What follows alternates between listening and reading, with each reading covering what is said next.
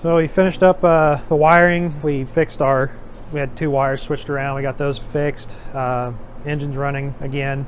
Went ahead and finished up putting full exhaust in. We drilled some holes and welded in some bungs for our air-fuel ratio. We've got one pre-cat and then post-cat. We also have temperature sensors pre and post. Added in some temp sensors in the intercooler just to kind of monitor intake temps and make sure everything's staying cool on that side.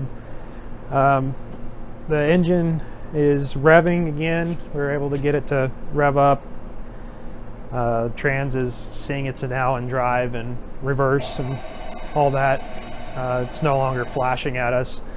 Been kind of playing around with some wheel speed sensors and magnet on a drill, just kind of seeing if we can manipulate and seeing if it'll rev a little easier if it's seeing wheel speed while it's in drive.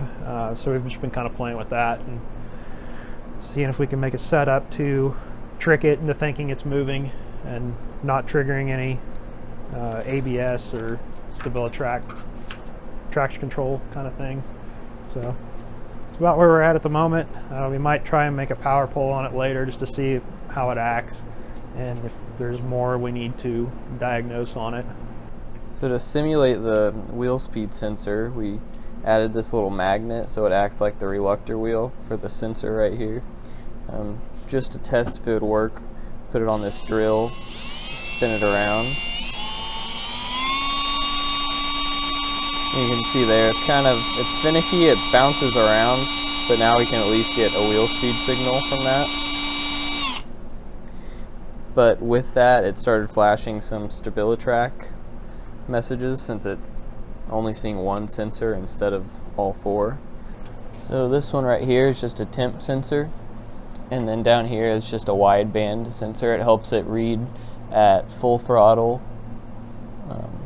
instead of like a normal O2 sensor where it kind of cuts out and stops reading above like a quarter to a half throttle. It lets us see a lot more detail the full way through the pole.